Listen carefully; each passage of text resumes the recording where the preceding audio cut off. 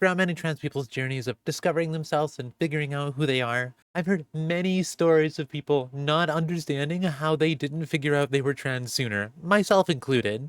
I know for myself, I can think back and look at my entire life really, and pick and point out moments that I should have really put a lot more thought into, but they just stayed in my brain until I finally realized. But before I get into the things that should have made me realize sooner, I do want to preface that having moments like this and looking back on times that you just think, how, are not necessary at all for being trans. Being trans is what's necessary for being trans. You're doing great. I know for myself, I didn't talk to literally anybody about these thoughts. One, because I assumed that everybody had these thoughts. And two, a little later in life, I was always told that I should hide this by society. I was told to suppress this part of myself. I was told I was wrong for being different, but that difference led to the biggest discovery of my entire life and the happiest that I've ever been. So if I never got the chance to talk about those trans thoughts that went through my head, I'm gonna do it now.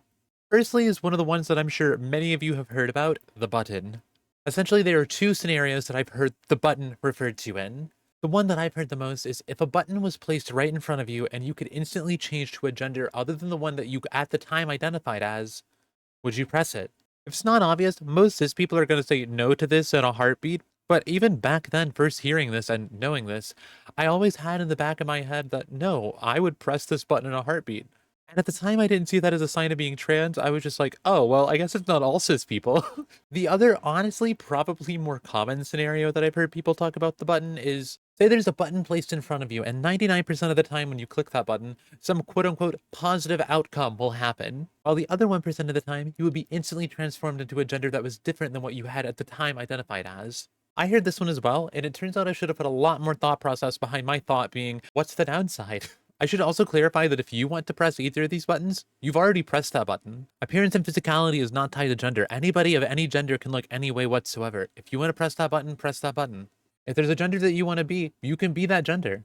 During this, you can find ways of presenting that makes you happiest, but ultimately, your gender is your gender. You already are what you want to be. Gender is not defined by presentation or expression, it's defined by you. Another thing that should have made me realize a lot sooner was that when playing video games, picking the girl character, picking the woman character would make me feel a lot more at peace and would make me enjoy the game a lot more and feel like I was truly being represented. I definitely didn't have those words for it at the time, but that's exactly what it was.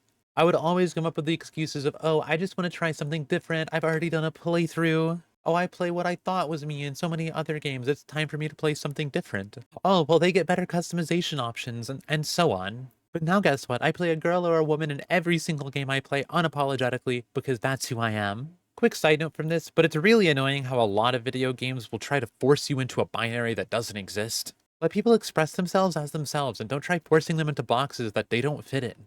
There was also a question that I saw floating around here and there, and for me specifically, this question was, what would you do if you were a girl for the day? My mental response to this question was always the exact same thing.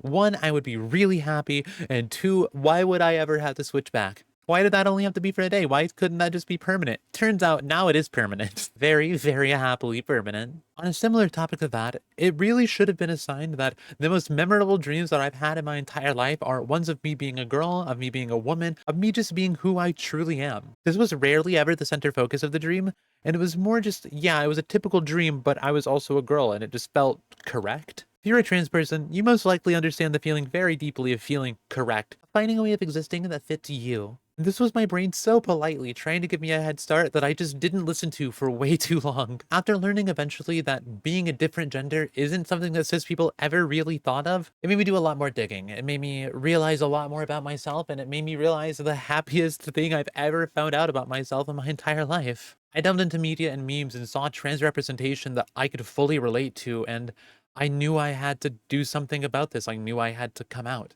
I knew I had to finally get to be, well, me. And that's who you all get to see standing here and talking to you all through a screen today.